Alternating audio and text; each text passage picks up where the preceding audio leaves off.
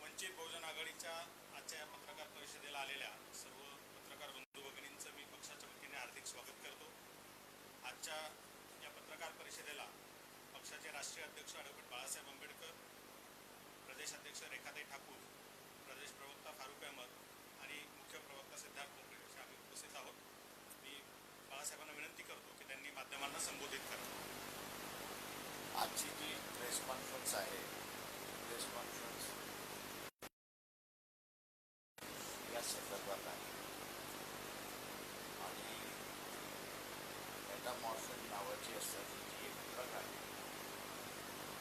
Easily available झालेली आहे आणि इतर ड्रगच्या संदर्भातली असणारी माहिती शासनाला देण्यात आलेली आहे.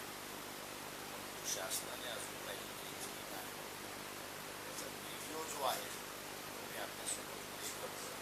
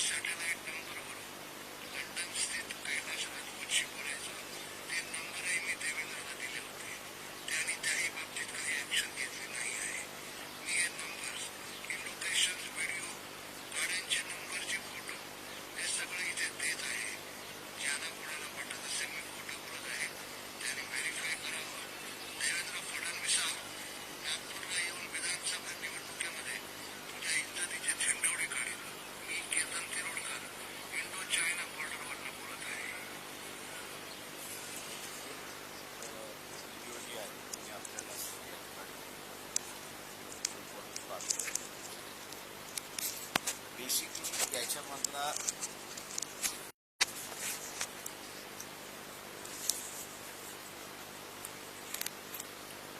जे इश्यू आहेत ते इश्यू अत्यंत महत्त्वाचे आहेत.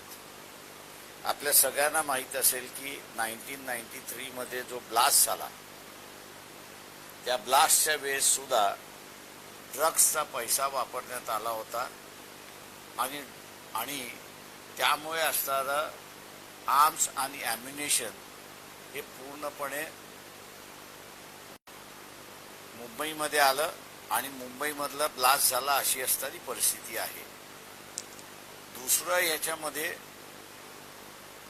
ड्रग्सचा जो व्यवहार चाललेला आहे तो एक ऑर्गनाइज क्राईम आहे, टेररिस्टची असणारी संबंध आहे आणि त्याच्याच बरोबर या ड्रग्समधनं जे मनी जनरेट होतो, फंड्स जनरेट होतात, हे व्हेरियस इन्सर्जन्सी मुवमेंट जे आहेत आणि टेररिस्ट मुवमेंट वापरले जातो. 2021 मध्ये मुंद्रा पोर्टवरती नार्कोटिक्स सीज झाले होते NIA मार्फत. त्याच्यामध्ये ॲडिशनल चार्जशीट दाखल करण्यात आली. त्या ॲडिशनल चार्जशीटमध्ये NIAने प्रूव्ह केलेलं आहे की ड्रग्सचा असणारा पैसा हा लष्कर-ए-तायबा या संघटनेला पुरवला गेला होता, मिळाला होता, अशी असणारी परिस्थिती आहे. NIA दुसरंही या ठिकाणी इस्टॅब्लिश केलेलं आहे, जे गोल्डन ट्रायंगल आहे.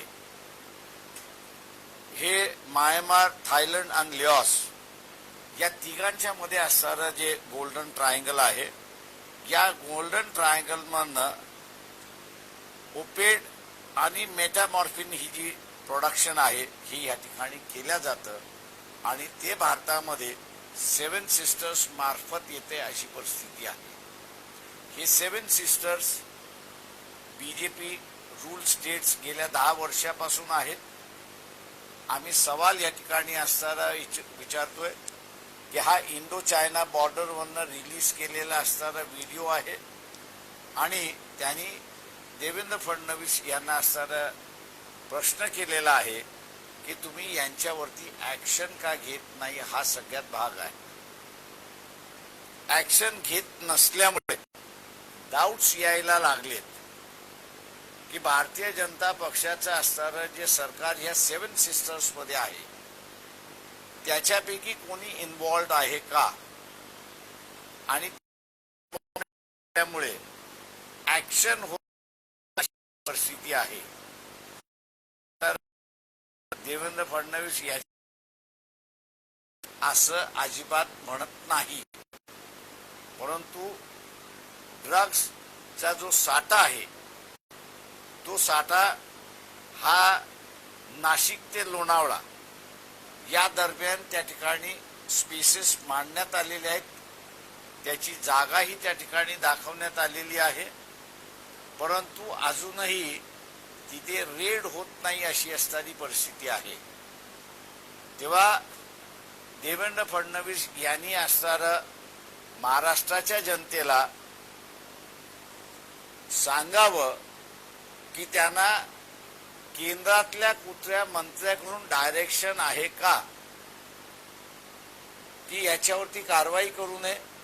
कारण का स्मॉल अमाऊंट ऑफ ड्रग्स नाही आहेत, तर हे एकंदरीत असणारा 10,000 कोटीचा ड्रग्स आहे. मध्यंतरी एक बातमी आली होती आणि ती म्हणजे पोटबंदर वरती 18,000 कोटीचा ड्रग्स त्या ठिकाणी सापडण्यात आले होते. आज असणारं हे ड्रग्स कुठल्या एजन्सीच्या ताब्यात आहेत? नार्कोटिक्स डिपार्टमेंटच्या ताब्यात आहे, NIAच्या ताब्यात आहे, EDच्या ताब्यात आहे की हे CBIच्या ताब्यात आहे, याची कुठेही माहिती या ठिकाणी मिळत नाही आहे. तेव्हा हा जो 10,000चा ड्रग्स नाशिक ते लोणावळा असं असणारं इंडिकेशन करण्यात आलेलं आहे, हा त्याच्यापैकी आहे का याचा असणारा खुलासा त्या ठिकाणी झाला पाहिजे. यंगर जनरेशन हा ह्याला बळी पडतोय अशी असणारी परिस्थिती आहे. राजपूत ज्यांचं नाव घेण्यात आलं होतं त्यांना 2015 मध्ये पकडण्यात आलं होतं मुंबई पोलिसांनी. कोर्टापुढे प्रोड्यूस करण्यात आलं होतं, पण बेल मिळण्यामध्ये ते यशस्वी झाले आणि भारत सोडून गेले आणि ते आता इंग्लंडमध्ये राहतात अशी असणारी परिस्थिती आहे. त्यांच्यावरती अनेक कारवाया झालेल्या आहेत. आमच्या माहितीप्रमाणे 2 रेड अलर्टही त्या ठिकाणी काढण्यात आले होते. एकदा स्कॉटलंड यार्डनी त्यांना अरेस्टही त्या ठिकाणी केलं होतं, पण पुढे काय झालं याची अजून माहिती त्या ठिकाणी येत नाही. सेंटर ज्यावेळेस ऍक्ट करत नाही आहे त्यावेळेस कुठेतरी पॉइंटिंग फिगर ज्याला आपण म्हणतो, इंडिकेशन ज्याला आपण म्हणतो, हे पूर्ण इंडिकेशन सेंट्रल गव्हर्नमेंटकडे जाते अशी असणारी परिस्थिती आहे. ड्रग ट्रॅफिकिंग हा असणारा आता भारतामध्ये फार मोठा प्रयत्न झालेला आहे. मला वाटतं मुशर्रफ यांनी पाकिस्तानमधली सत्ता ज्यावेळेस आपल्या हातामध्ये घेतली आणि ते प्रेसिडेंट म्हणून झाले नव्हते, त्याच्या अगोदर एक वॉर लाईक सिच्युएशन भारताबरोबर झाली होती अशी परिस्थिती आहे. आणि त्या दरम्यान पाकिस्तानमधले असणारे जे ड्रग लॉर्ड्स आहेत त्यांचं असणारं विधान आलं होतं की ड्रग लॉर्ड जे आहेत ते 10 दिवसाची निधी हा वॉर लढण्यासाठी त्या ठिकाणी देतील अशी परिस्थिती आहे.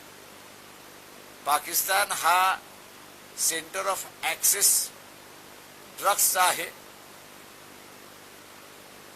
परंतु भारतामध्ये त्याचा असणारा व्यवहार फार मोठ्या प्रमाणात त्या ठिकाणी वाढत चाललेला आहे.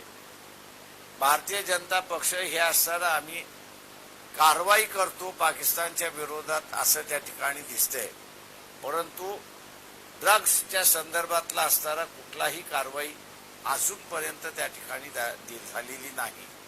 आणि म्हणून डेप्युटी चीफ मिनिस्टर महाराष्ट्राचे देवेंद्र फडणवीस कारवाई का झाली नाही माहिती आपल्याकडे आल्यानंतर ही महाराष्ट्राच्या जनतेला त्यांनी सांगावी अशी मागणी वंचित बहुजन आघाडी करते. आपण आता विचार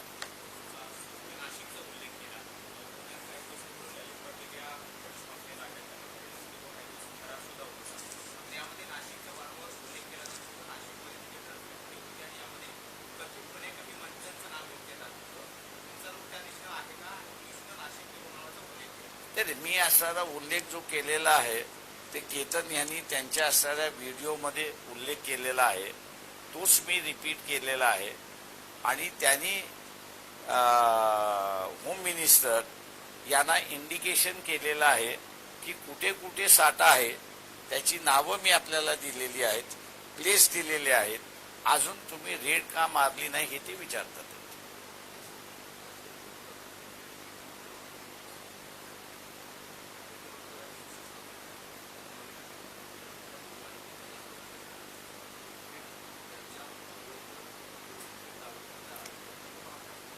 प्रश्न असा आहे, माझ्या अंदाजानं once an accused always an accused अशी थिअरी तुम्ही बिलीव्ह करताय.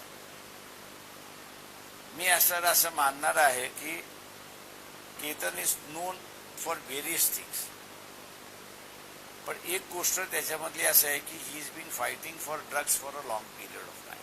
त्या सगळ्यांच्यामध्ये त्याच्यामुळे ही चॅलेंज केलेला मुद्दा जो आहे तो महत्वाचा असं त्या ठिकाणी मानतोय. आणि नार्कोटिक्स ड्रग्स डिपार्टमेंट मुंबई जर आपण असणार त्यांना विचारलं तर हा जो राजपूत आहे या राजपूतला पकडलेला आहे. त्यांच्या असणाऱ्या रेकॉर्डमध्ये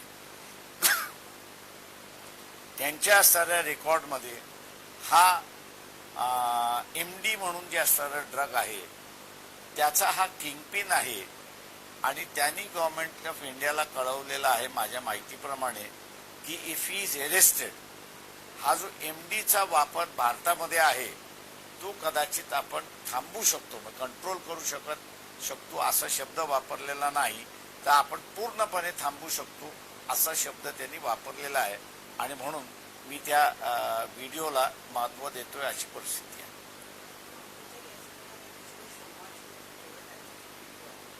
मला नार्कोटिक्स डिपार्टमेंटमधल्या बऱ्याच गोष्टी जे आहेत वकील असल्यामुळे रेफरन्सला येतात किंवा इतर आमचे ब्रदर कलिग्स आहेत ते मला रेफर करत असतात. त्याच्यामुळे माझ्या माहितीवरनं मी हे सांगतोय की दिस is not a fake.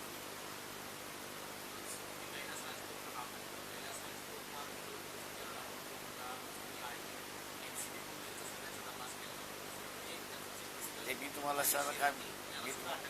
Sir काय म्हणालो की स्कॉटलँड यार्डनी त्याला अरेस्ट केलं होतं आणि for some reasons nobody knows what has happened, म्हणजे काय झालं हे कोणालाच माहिती नाही. त्याच्यामुळे मी तुम्हाला त्याच्या पुढचं सांगतो.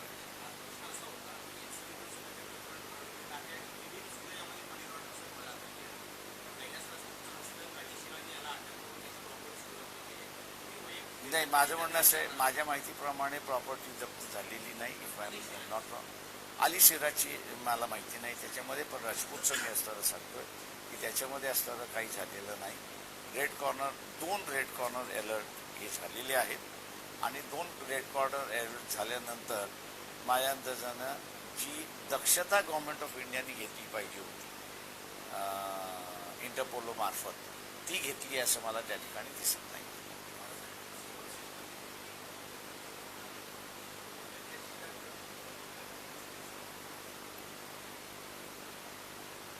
कॉन्फिडेंटली काही सांगू शकत नाही, पण देर आर पॉइंटर्स असं मी त्या ठिकाणी म्हणेन.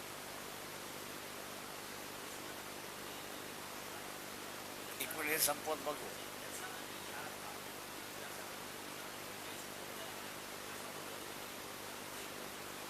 प्रश्न असा आहे की ड्रग्स जो फंड आहे तो कशालाही वापरला जाऊ शकतो. आतापर्यंत इस्टॅब्लिश झालेला आहे की ते ह्युमन ट्रॅफिकिंगसाठी वापरण्यात आलेला आहे. तो असणारा क्रिमिनलायझेशनसाठी वापरण्यात आलेला आहे. तो विद्यार्थ्यांना ड्रगिस्ट करण्यासाठी त्या ठिकाणी झालेला आहे. किंवा तो असणारा जसं मुंद्रा पोर्टमध्ये NIA म्हटलेलं आहे टेररिस्ट दहशत ऑर्गनायझेशनला सुद्धा त्या ठिकाणी देण्यात आलेलं आहे. आता हा फंड पॉलिटिकल पार्टीजना गेलेला आहे का, हा मला वाटतं इन्व्हेस्टिगेशनचा भाग आहे असं मी त्या ठिकाणी मानतो.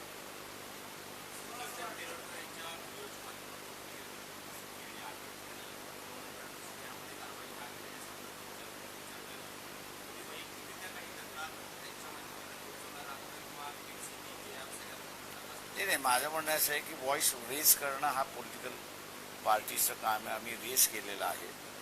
गव्हर्नमेंटकडे निश्चितपणे त्याला असणारं फॉलोअप करू. परंतु ज्या तऱ्हेनं हा दाबण्यात आलेला आहे सगळं प्रकार, आणि मी जी नोट रिफर केलेली आहे नार्कोटिक्स डिपार्टमेंटची की इलिमिनेट करण्याची असणारी 2 ड्रग्सचा असणारा इश्यू, MDचा जो असणारा इश्यू आहे, ती नोट माझ्या अंदाजानं रफली अबाउट 3 वर्षापूर्वीची नोट आहे.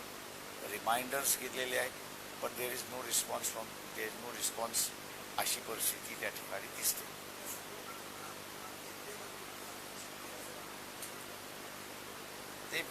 ते देवेंद्र फडणवीसच सांगू शकतील की त्यांना कारवाई करण्यापासून कोणी थांबवलं.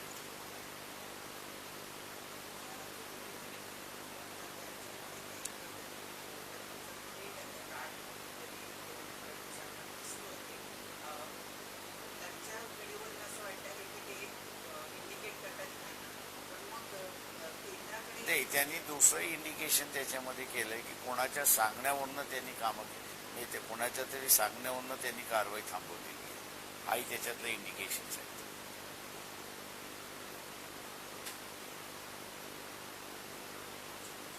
हा घ्या ना.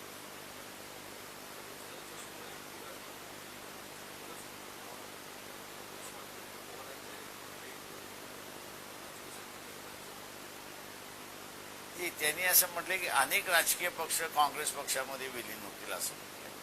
NCP असं म्हटलेलं नाही त्यांनी.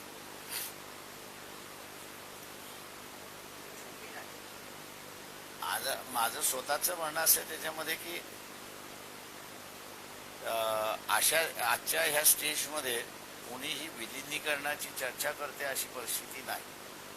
फ्युचरमध्ये विलिनीकरण होईल का असं जर आपण विचारलं तर माझ्या दृष्टीने असणाऱ्या पॉलिटिकल पार्टीज विलिनीकरण करतील असं इंडिकेशन नाही. जसं स्टॉक मार्केट आहे तसं सत्ता मार्केट सुद्धा आहे. तेव्हा सत्ता मार्केटमधलं येणाऱ्या गव्हर्नमेंटचं इंडिकेशन आपण असं पाहिलं तर त्यांनी आता 300च्या खाली असं रुलिंग पार्टीला दाखवलेलं आहे. त्याच्यामुळे असणारं मी असं मानतोय की रिजनल पार्टीजचं एक्झिस्टन्स वाढलेलं आहे आणि त्यांचं महत्त्वही वाढलेलं आहे. अशा वाढलेल्या महत्त्वामध्ये ते असणारा स्वतःला मर्जर का करून घेतील हा इश्यू माझ्यासमोर आलेला आहे.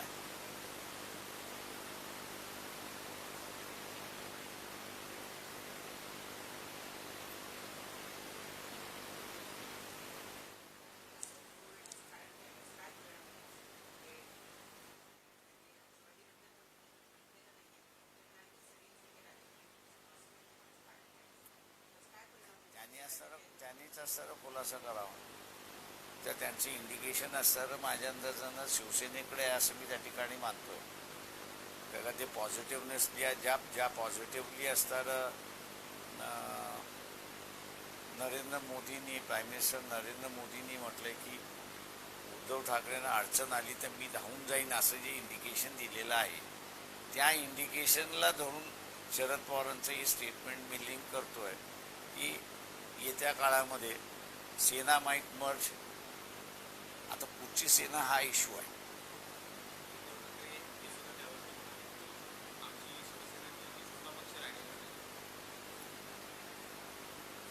माझं म्हणणं कोणी म्हणेल, पण इंडिकेशन जे आहे ते इंडिकेशन होती.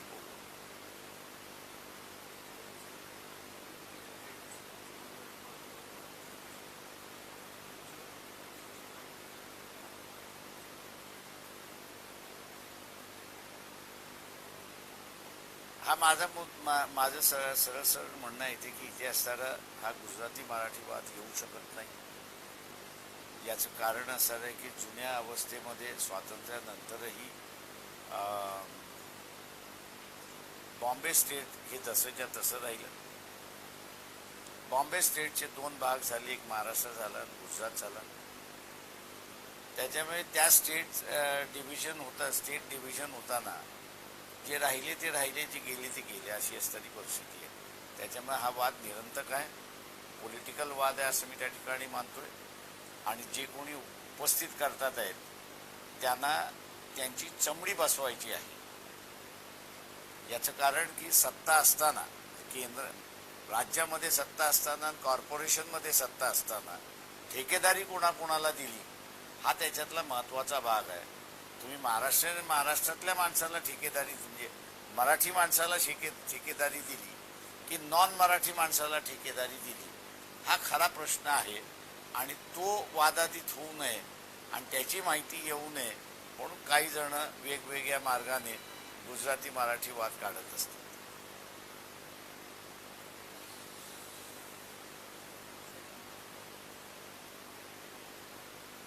मग पुन्हा प्ले करू लागेल. व्हिडिओ घे. ओके, अच्छा व्हिडिओ देतो.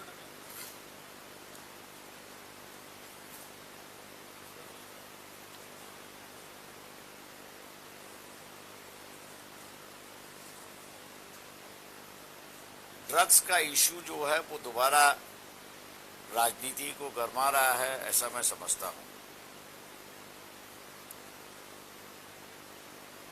पोरबंदर में जो 18,000 करोड़ का ड्रग्स नारकोटिक्स डिपार्टमेंट या किसी कौन से डिपार्टमेंट ने उसको अरेस्ट किया, उसकी जानकारी नहीं है. वो ड्रग किसके पास है? सीबीआई के पास है, डीआरआई के पास है, ईडी के पास है या नारकोटिक्स डिपार्टमेंट के पास है, किसी को पता नहीं है. लेकिन 2021 को मुद्रा पोर्ट पर जो नारकोटिक्स ड्रग्स की केस हुई थी, उसका जो एडिशनल एफिडेविट्स उसमें दाखिल हुई और एफआईआर दाखिल हुआ है, उसमें एनआईए ने ड्रग्स और तोयबा, ये जो टेररिस्ट संगठन है, इसका रिश्ता क्या है उन्होंने इस्टेब्लिश किया है. साथ ही साथ उन्होंने ये भी कहा है कि ये जो नेक्सस ड्रग ट्रैफिकिंग के जो है ये ऑर्गेनाइज्ड है, क्रिमिनलाइज्ड है, टेररिस्ट है और ये टेररिस्टों को भी पैसा दिया जाता है. ऐसे सिचुएशन में एनआईए ने एक सवाल किया था कि जो एक गोल्डन ट्रायंगल करके पहचाना जाता है, वो गोल्डन ट्रायंगल म्यांमार, थाईलैंड और लाओस इसके बीच में है और ये आइलैंड 7 सिस्टर्स को नजदीक है. ऐसी एक परिस्थिति है. वहां पर मेथाडाइन, ये जो ड्रग्स है उसका मैन्युफैक्चर किया जाता है, ओपिएट जो है उसका मैन्युफैक्चर किया जाता है और ये दोनों ड्रग्स जो है ये 7 सिस्टर्स से इंडिया में आते हैं. ऐसी एक परिस्थिति है. ये जानकारी जो है मुख्यमंत्री देवेंद्र फडणवीस को दी गई थी, वो लेकिन उनके यहाँ से कार्रवाई नहीं हुई है. क्यों कार्रवाई नहीं हुई है अभी तक जानकारी नहीं मिली है और इसलिए हम उनसे पूछते हैं कि भैया आपको इतनी जानकारी मिलने के बाद भी और महाराष्ट्र के किस इलाके में ड्रग्स होने के बाद भी आपके यहाँ से कार्रवाई को क्यों नहीं हो रही है, ये बताओ. ये जो 7 सिस्टर्स है पिछले 10 सालों से भारतीय जनता पार्टी उस पर रूल कर रही है। क्या किसी राज्य का इन ड्रग्स में सहयोग है, मदद है या इन्वॉल्वमेंट है, इसका मेरे ख्याल से ढूंढना चाहिए। ऐसी एक परिस्थिति है और देवेंद्र फडणवीस ने ये बताना चाहिए कि क्या उनको सेंट्रल गवर्नमेंट से निर्देश थे कार्रवाई करे या ना कार्रवाई करे, और जिन्होंने निर्देश दिया उस मंत्री का नाम भी उन्होंने जाहिर करना चाहिए। ऐसी मांग हम लोग वंचित बहुजन आघाड़ी से कर रहे हैं।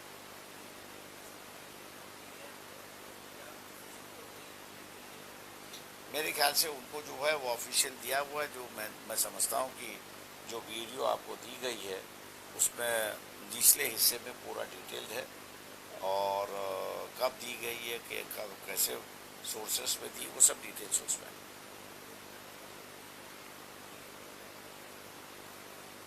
देखिए उनकी व्यक्तिमत्व की अगर बात करेंगे तो मैं समझता हूँ कि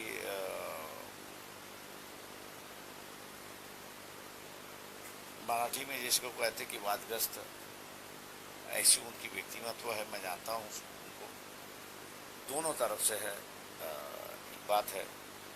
लेकिन जो वीडियो की जो जानकारी है ये मैं कहूँगा कि सही है और इस पे कार्रवाई होनी चाहिए। व्यक्ति के बजाय जो इन्फॉर्मेशन है उस इन्फॉर्मेशन में कार्रवाई होनी चाहिए, ऐसा मैं मानता हूँ।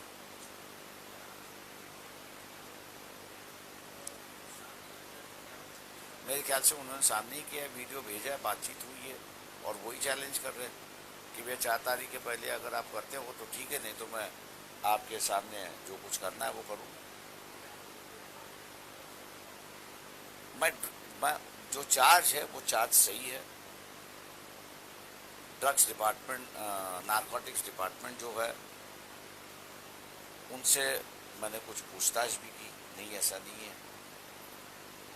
जिनके नाम इस टेप में दिए हुए और एक जानकारी मुझे अधिक मिली वो ये है कि हम लोग पिछले 3 सालों से सेंट्रल गवर्नमेंट को लिख रहे हैं कि ड्रग इलिमिनेट मतलब रोकने की बात में जिनका नाम लिया, राजपूत का नाम लिया, अगर उनके ऊपर कार्रवाई होती है तो देश भर में एमडी का जो ड्रग इस्तेमाल भारी पैमाने पर हो रहा है उसको हम लोग पूरी तरह से इलिमिनेट कर सकते हैं। और इसलिए उस केंद्र सरकार के पीछे लगे हुए तो उनको कार्रवाई होनी चाहिए। जिस शख्स का नाम दिया गया है उसको रेड अलर्ट है, 2 साल से रेड अलर्ट है। पिछले कुछ महीने पहले उनको स्कॉटलैंड यार्ड ने भी अरेस्ट किया हुआ था, लेकिन वहाँ क्या हुआ पता नहीं, छूट गए या अरेस्ट है वो भी पता नहीं है। लेकिन सरकार से कोई कार्रवाई हो रही है ऐसा दिखाई नहीं।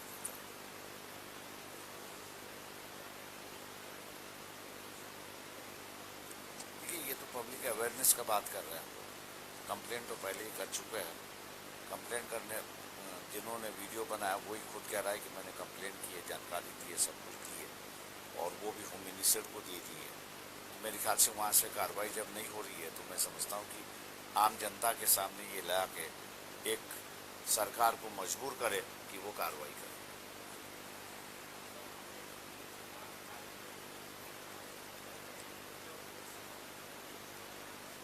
मैं वही कह रहा हूँ कि अभी तक जो है एनआईए ने किन किन के साथ में संबंध है वो जो क्या ड्रग्स और इलेक्शन इनका कोई संबंध, फंडिंग का संबंध है क्या, वो मेरे ख्याल से जांच होना जरूरी है।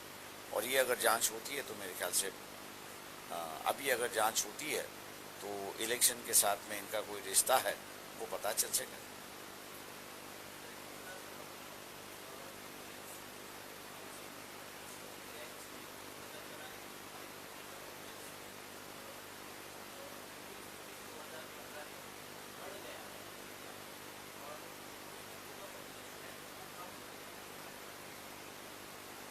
सेंसस के और उनके फिगर्स मेरे ख्याल से अलग अलग बात करते हैं। अब बिलीव किसको करे, सेंसस को बिलीव करे या ये जो एक इंटेलेक्चुअल बॉडी है उसको बिलीव करे, जो फिजिकल वेरिफिकेशन करके फिगर दे रहा है उसको बिलीव करे, या जो टेबल पे बैठ के रिपोर्ट लिख रहा है उस पर बिलीव करे। ये मेरे ख्याल से अपने पॉलिटिकल एजेंडा जो है एंटी मुस्लिम एजेंडा जो भारतीय जनता पार्टी है उसको बढ़ाने की बात है।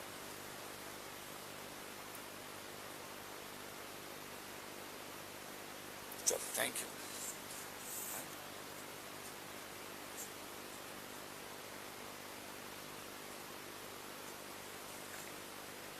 याचं झालेलं आहे.